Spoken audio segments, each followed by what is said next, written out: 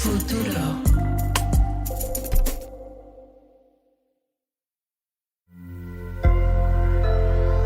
Sonoro.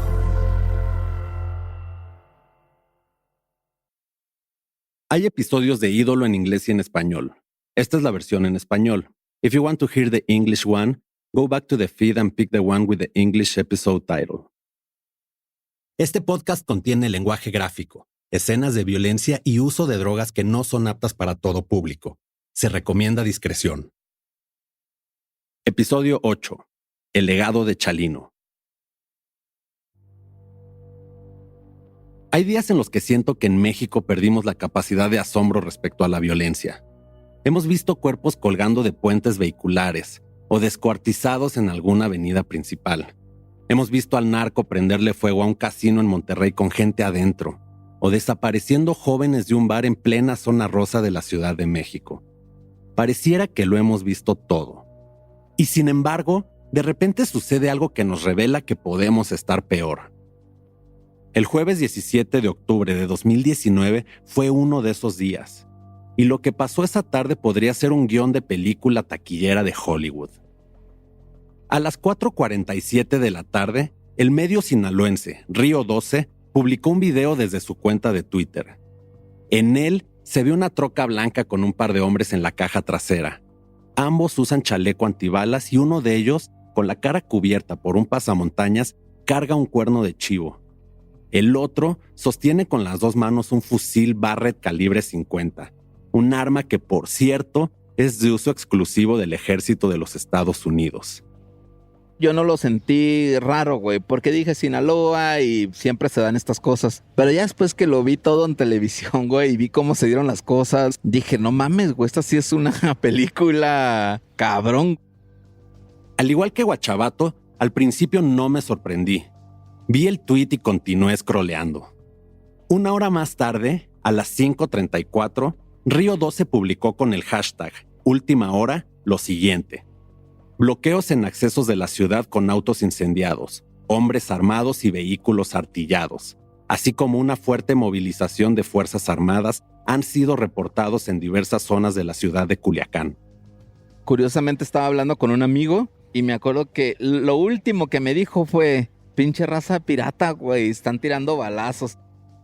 Nadie entendía qué estaba pasando. La única información que teníamos eran videos grabados por civiles y reporteros publicados en redes sociales.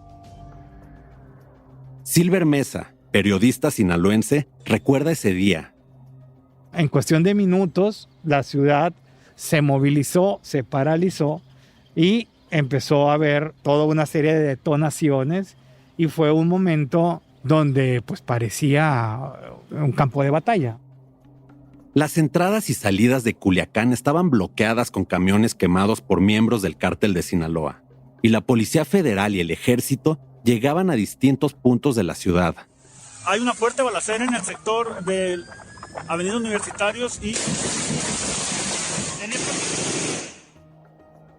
A las 6:30 de la tarde, un video en redes sociales confirmaba que miembros del cártel de Sinaloa habían liberado alrededor de 30 reos del penal de Culiacán. ¡Los están liberando! Con rifles, están quitando carros, miren. ¡Ay, no nos podemos salir! Al mismo tiempo comenzó a circular información no oficial sobre lo que desató el caos. Resulta que al mismo tiempo, aquí cerca, estaban haciendo un operativo, el grupo élite de las Fuerzas Armadas, para capturar a un hijo del Chapo Guzmán, Ovidio Guzmán. Horas antes de que se reportaran las primeras balaceras en Culiacán, por ahí de las 3:30 de la tarde, la Secretaría de la Defensa Nacional detuvo a Ovidio Guzmán, uno de los líderes del cártel de Sinaloa después de la aprehensión de su padre, Joaquín el Chapo Guzmán. La noticia de su detención corrió entre la gente del cártel. Tomaron Culiacán con la única intención de presionar al gobierno para que liberara a Ovidio. Horas después se publicó un video de su detención que está grabado desde el casco de un militar. Si lo que habíamos visto parecía una película taquillera, ahora estábamos dentro de un videojuego. Los 3 miembros del ejército están de rodillas frente a una puerta. De fondo se escuchan disparos. Esperan unos segundos hasta que alguien abre la puerta desde adentro. ¡Sal, Ovidio! La cámara se acerca a la puerta y se ve a Ovidio y a una mujer asustada. Ovidio sale de la casa, se quita la gorra y levanta las manos. Le ordenan que llame a su gente y detengan la violencia. ¡Ey, Ovidio, páralo! ¡Ey, ya no quiero que haga desmadre, por favor! A pesar de las órdenes de Ovidio a su gente de que pararan todo, el cártel no se detuvo. A las 7 de la tarde, casi 4 horas después de la llamada de Ovidio, el caos seguía en Culiacán. Miembros del cártel identificaron a familiares de militares en el operativo y los amenazaron. Si no le paraban, irían directo contra sus familias. Todos los guachitos que tengan ubicado, ubiquen a la familia a la verga. Nomás que no lo sueltes, hijo de tu puta madre, vas a ver, verga. A las 10 de la noche, miembros del cártel todavía circulaban con gente armada. Después de 7 horas de anarquía en la capital sinaloense, el gobierno federal liberó a Ovidio Guzmán. El presidente, Andrés Manuel López Obrador, justificó su decisión diciendo que personas inocentes hubieran muerto de continuar con el operativo. Meses después confirmó que él dio la orden. Yo ordené que se detuviera ese operativo y que se dejara en libertad a este presunto delincuente. El recuento oficial del llamado Jueves Negro fue de 8 personas muertas, 19 heridas y 11 militares retenidos por miembros del cártel. Para algunas personas, este día fue cuando el Estado se rindió ante el narcotráfico. La guerra contra el narco que había comenzado en diciembre de 2006 estaba perdida. Del Jueves Negro aún no se ha hecho una película o una serie de televisión, pero sí se escribieron varios corridos dedicados a Ovidio Guzmán. Tan solo 2 días después del Jueves Negro, ya circulaba en redes un corrido titulado Está que arde Culiacán. Escrito por Ricardo Hernández e interpretado por los de La Bacha, el narcocorrido cuenta cómo el gobierno se rindió ante el hijo del Chapo. Les quedó bien claro que el hijo del Chapo nunca se rajó. ¡Chale! Está acá de Culiacán, viejón. ¡Ay, no va, viejo! Meses después, en junio de 2020, el vocalista de la banda fue asesinado. De acuerdo con algunas notas periodísticas, Misael Bustamante platicaba con una mujer de nombre Jaiseli en su auto, cuando un comando llegó y les disparó. Ambos murieron. En México, la historia de la violencia relacionada con el crimen organizado se cuenta a través de narcocorridos, al menos desde los 90, cuando los de Chalino Sánchez se popularizaron. Ese es su legado.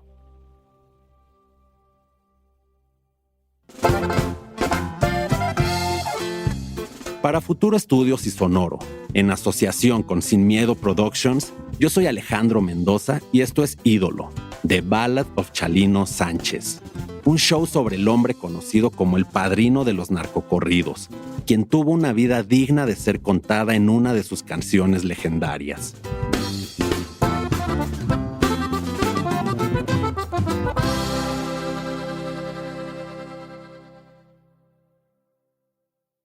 Hace unos meses estaba en casa de una amiga cuando sonó una canción que menciona a Chalino Sánchez. Le pregunté cuál era y me dijo que se llama Cambia, parte del nuevo disco de C. Tangana, El Madrileño. La rola que llamó mi atención fue escrita con Karim León y Adriel Favela, 2 músicos de regional mexicano.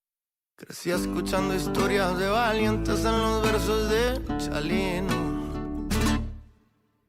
Esta canción, que para diciembre de 2021 ya tiene 21 millones de reproducciones en Spotify, habla de las contradicciones de crecer en un ambiente donde el valor se determina por la hombría y la riqueza. La vida recia, pues. Escuchar esta canción mientras hacíamos este podcast me hizo pensar si la herencia de Chalino era justo esto: enaltecer historias que glorifican el narco, o promover que la masculinidad se siga definiendo en gran medida por la violencia.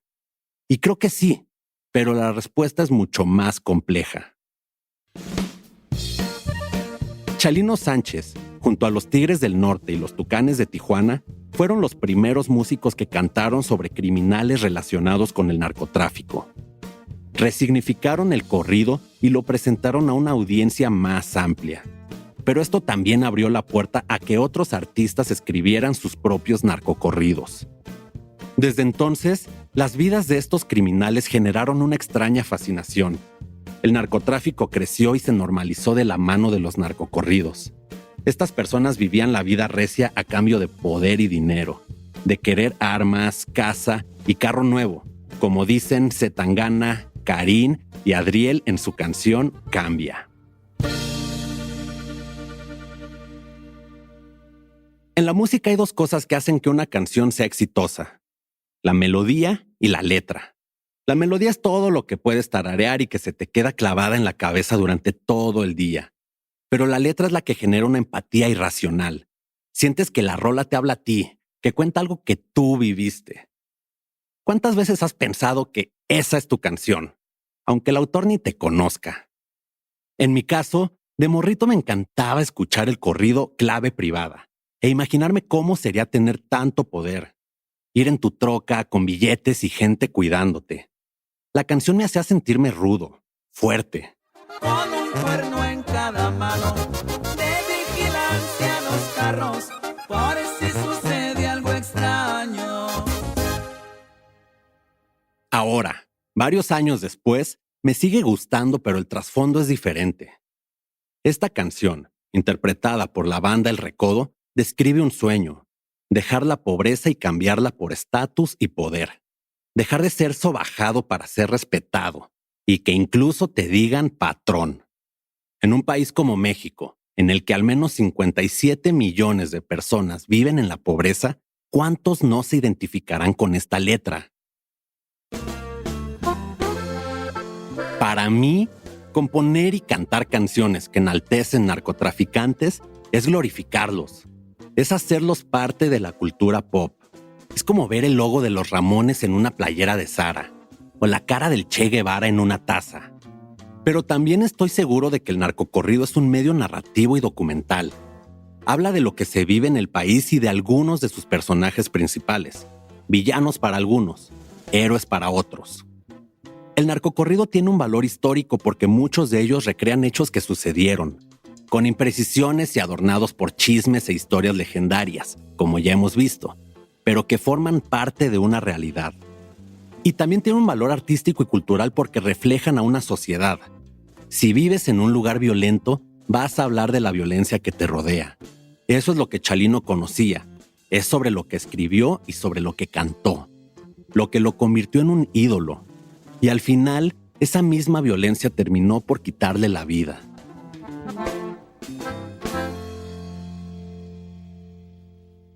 Entender el legado de Chalino es complicado. Tiene una amplia escala de grises y perspectivas que hay que tomar en cuenta. La más importante tal vez sea la llamada guerra contra el narco en México. En 2006, cuando tenía 18 años de edad, hubo una noticia que conmocionó al país. En Uruapan, Michoacán, el lugar donde nací, un grupo de hombres armados entraron a un table dance y arrojaron las cabezas de 5 hombres, acompañadas con un narcomensaje.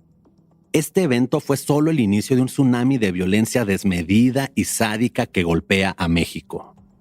Ese año, Felipe Calderón, expresidente de México, declaró abiertamente la guerra al narcotráfico.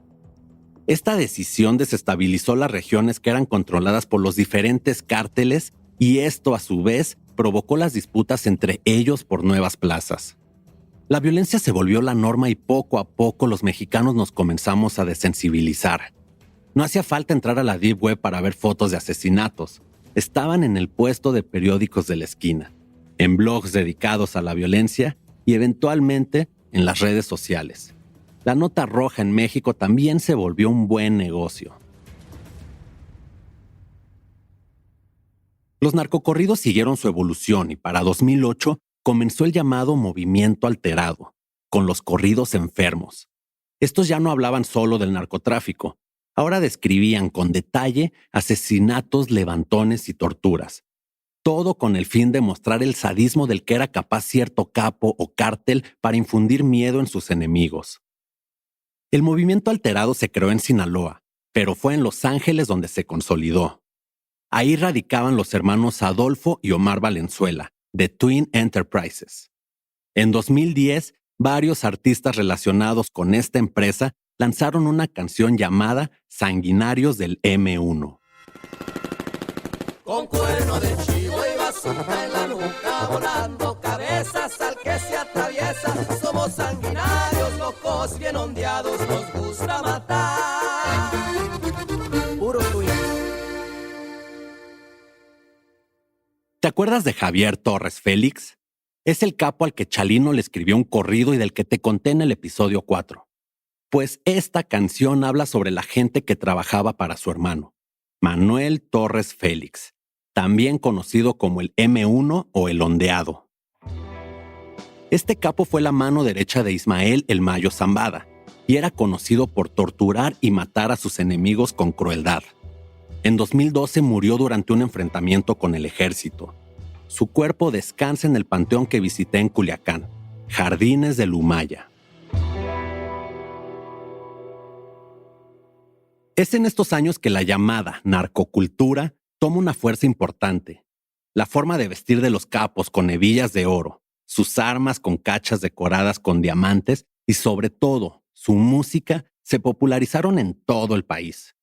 Y las palabras levantón, desaparecidos y narcomensajes se hicieron parte de nuestro lenguaje cotidiano. Pero el legado de Chalino existe más allá de sus corridos y de los artistas que hoy lo usan como inspiración. La forma en la que murió, asesinado presuntamente por miembros del crimen organizado, también se convirtió en algo común para músicos relacionados de alguna u otra manera con el narco. Durante esta temporada conocimos algunos de estos casos, como el de Valentín Elizalde, que fue asesinado en 2006 porque supuestamente cantó una canción que incomodó a un capo. O Sergio Gómez, de Capaz de la Sierra, cuyo cuerpo fue encontrado con signos de tortura en 2007. Dicen que por meterse con la pareja de un narco. Y ni siquiera tienes que cantar narcocorridos para terminar en medio de una disputa entre cárteles y perder la vida. Este fue el caso del grupo mexicano de vallenato, Combo Colombia, en 2013. Presuntos miembros del cártel de los Zetas contrataron al conjunto de vallenato para tocar en una fiesta privada. 2 horas después de animar la reunión, 14 miembros de la agrupación y 3 de sus ayudantes recibieron un tiro de gracia. Sus cuerpos fueron arrojados a un pozo. Solo un miembro de la banda logró escapar y sobrevivir. Gracias a él, lograron encontrar los cadáveres. De acuerdo a la versión oficial del gobierno de Nuevo León en 2014, el cártel de los Zetas los mató porque se sintió traicionado por Combo Colombia.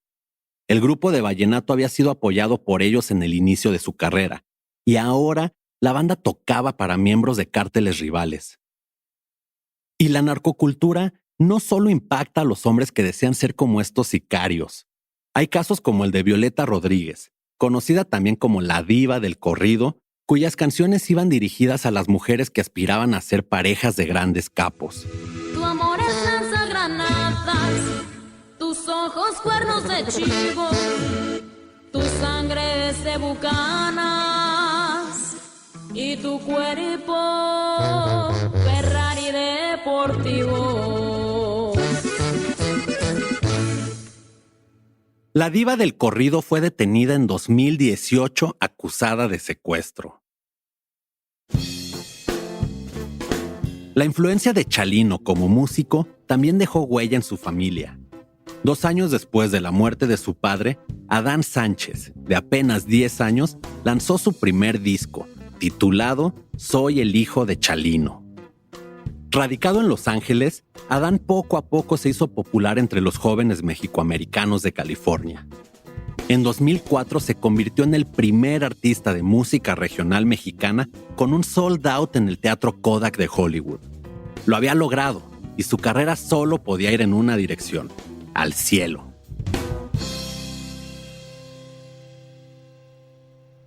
Una semana después del show, Adán viajó a Sinaloa para promocionar su carrera, igual que su padre lo había hecho 12 años atrás. Adán, su manager, uno de sus amigos y el conductor viajaban por carretera en una camioneta cuando una de las llantas se reventó y provocó que el coche se volcara. Todos sobrevivieron menos Adán, que no llevaba puesto el cinturón de seguridad. Los rumores sobre si había muerto por otras razones comenzaron a circular.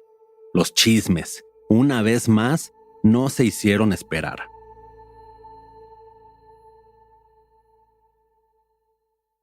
Cuando comenzamos este podcast, tenía la esperanza de encontrar respuestas sobre la muerte de Chalino. En el camino descubrí que lo importante era contar su historia, la de un hombre que por un lado representa los sueños de éxito de miles de personas y por el otro es la realidad de cómo terminan muchas vidas en México, asesinados, sin culpables y sin justicia. Marisela, su viuda, aún vive en la casa que Chalino compró en Los Ángeles para su familia. Eric, mi compa de la versión en inglés, fue y la entrevistó. Para mucha gente él fue el narcotraficante, para otra gente fue y será el rey del corrido, para otros es simplemente una persona con suerte, pero yo creo que la gente lo ha convertido en lo que ha querido. Para ella, Chalino fue mucho más que todo eso. Para mí, como esposa enamorada, para mí era lo mejor, el mejor padre, el mejor esposo, el mejor amigo, el mejor todo, ¿no? La mejor persona. Eric le preguntó sobre todas las teorías que existen alrededor de su muerte, si sabía algo, si tenía alguna sospecha por más pequeña que fuera. No. Yo no quise escuchar quién fue, ni por qué lo hicieron, ni cuándo lo hicieron, ni cómo lo hicieron. No, ya la verdad, estas cosas son muy dolorosas y no me interesaron, la mera verdad, saberlo. A mí lo único que me interesaba era cuidar a mis hijos, proteger a mis hijos y alejarlos de cualquier situación.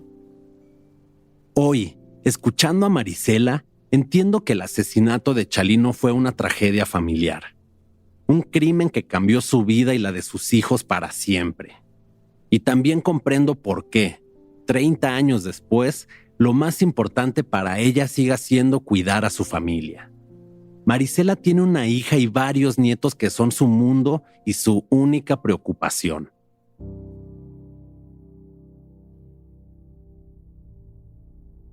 Y sé todo esto porque la violencia en México me impactó directamente por primera vez cuando tenía tan solo 15 años. Un primo lejano desapareció.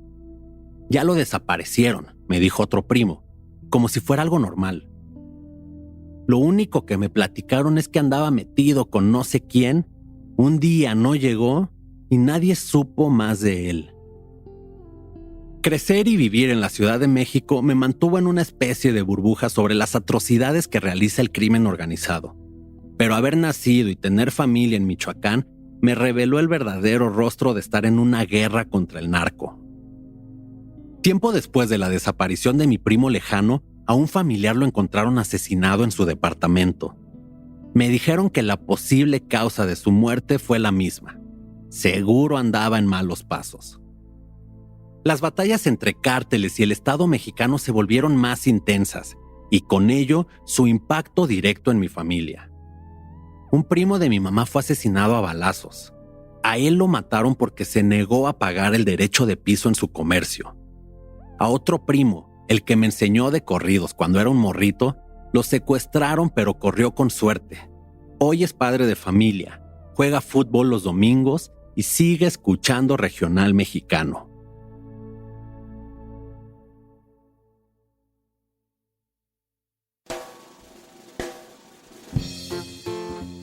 Después de meses trabajando en este podcast, la misma pregunta sigue rondando en mi cabeza.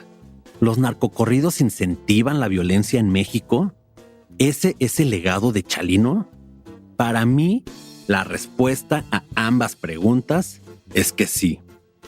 La grandeza de Chalino radica en que su música y su vida fueron un reflejo de nuestra sociedad. Escribió sus corridos para miles de personas lejanas a los sueños pop que sonaban en las radios mexicanas. Cantó sus canciones para miles de mexicanos en Estados Unidos que no se identificaban con el hip hop. Chalino, con su tejana y sus botas, vivía rodeado por el crimen, igual que ellos.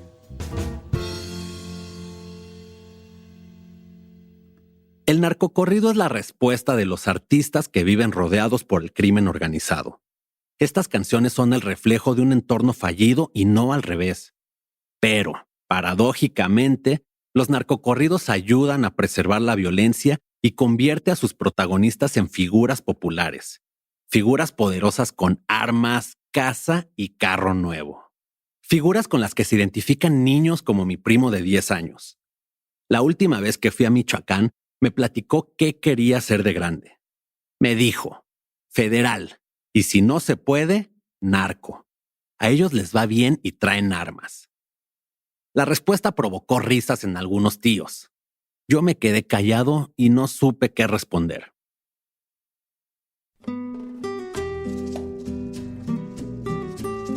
Después de este viaje por la vida de Chalino y su música, creo que entiendo mejor que nunca la respuesta de mi primito. Cuando creces en un país lleno de carencias, de pocas posibilidades para salir adelante, los capos del narcotráfico son un referente del éxito. El crimen organizado es esa oportunidad que tienes para regalarle una casita a tu jefa, manejar un carro del año o vivir sin carencias. Y aunque sean pocos años, pocos pero bien vividos, porque para triunfar en la vida recia hay que pagar con la muerte. Ese fue el costo que Chalino pagó por escribir sus canciones, por popularizar el corrido, por dejarle una casita a su familia.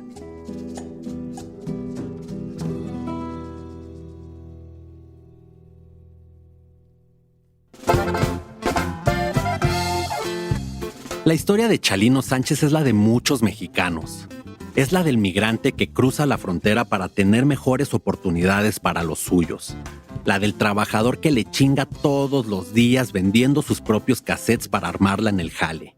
La del valiente que no se raja cuando el narcotráfico es parte de su entorno. Y también es la de una víctima más de la violencia. Una violencia que no para y que mientras exista, habrá alguien que cante sobre ella. El único consuelo que encuentro en su historia es que quien quiso muerto a Chalino la cagó, porque lo volvió eterno.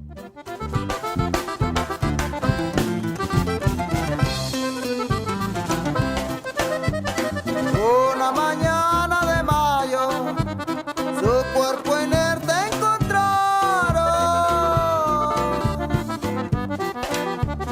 amarrado de las manos. En un canal lo dejaron, con 2 tiros en la nuca. A Chalino lo mataron, pero el amor de su pueblo con eso nunca contaron. Sus canciones sobreviven y han dejado un gran legado. No importa que el tiempo pase,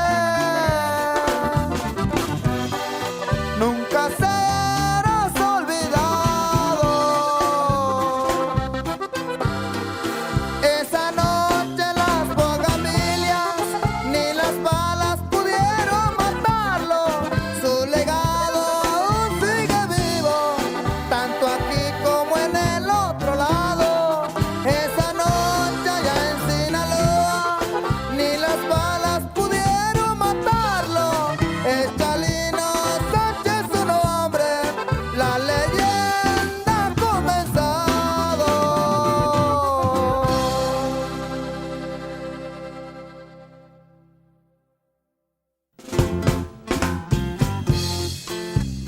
Esta serie fue escrita e investigada por Eric Galindo y yo, Alejandro Mendoza.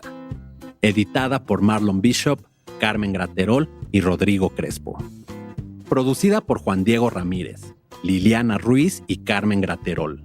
Con ayuda de Nicole Rothwell, Evelyn Uribe y Angelina Mosher Salazar. La producción ejecutiva de parte de Sonoro fue de Jasmine Romero y Joshua Weinstein.